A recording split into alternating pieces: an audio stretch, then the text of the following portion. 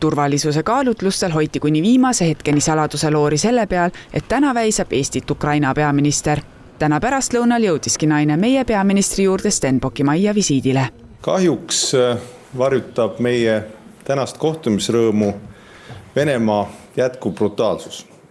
Täna öösel toimus taas üks jõhkramaid drooni- ja raketirünnakuid Ukraina linnade ning tsiviiltaristu vastu. Tunnen südamest kaasa hukkunute lähedastele ja soovin kiiret paranemist vigastatule. Як ви знаєте, минула зима була найскладнішою для України, і Росія задавала навмисні удари по критичній та енергетичній інфраструктурі. Ми дякуємо уряду Естонії за внесок до фонду енергетичної підтримки України. Nagu sellistel külalisvisiitidel tavaks tutvusid delegatsioonid omavahel, tehti ametlik foto ning tehti sissekanne külaliste raamatusse. Eesti peaminister rõhutas, et Ukrainas on viimastel aastatel loodud tehnoloogiaid, millest õpitakse täna Euroopas, Lähis-Idas ja kaugemal. Під час переговорів з паном Міхалом ми обговорили ключові питання для майбутньої європейської безпеки. Передусім, оборонна співпраця і всебічна військова допомога. Ми вдячні Естонії за стратегічне рішення спрямовувати 0,25% ВВП на оборонні потреби і на військову підтримку України. Venemaa majandus on üha suurema surve all. Euroopa Liit töötab juba 21. sanktsioonipaketi kallal.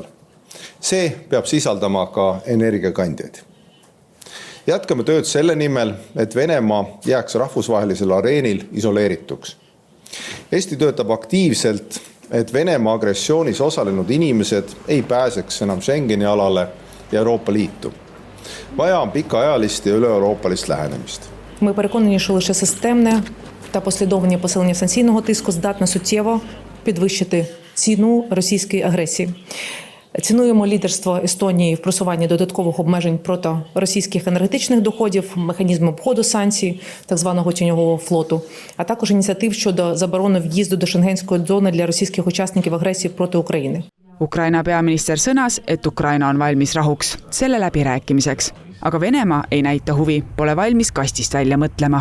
Eks need viimased aastad on toonud ka meile palju erinevaid katsumusi, muuhulgas katkise taristuga merel, mida praegu valvavad NATO laevad, Vene hävituslennukiteni taevas, mida on tõrjunud NATO lennukid, kuni nüüd venelaste elektrooniliselt segatud droonideni, mida NATO lennukid lasid alla Võrtsjärve kohal. Nii et väga palju erinevaid asju on pluss piiril toimuvad intsidendid. Nii et kui küsida, kas Venemaa on oht, jah, muidugi on. Ta on absoluutselt oht kõigile mõtlevatele inimestele, Euroopa riikidele, NATO riikidele ja sellisena on teda ka kirjeldatud. Особливо символічно, що саме країни Балтії сьогодні залишаються моральним компасом Європи у питаннях свободи, питання гідності, питаннях відповідальності. І я ще раз хочу подякувати прем'єр-міністру Крістену, уряду Естонії і всьому естонському народові за солідарність, за мужність, за принциповість і за щиру дружбу з Україною. Дякую. Järgmisel nädalal võõrustab Eesti peaminister Kristen Michal Tallinnas 8 Põhjala ja Balti riigi peaministrit. Ka seal on Ukraina abistamine üks peamisi aruteluteemasid.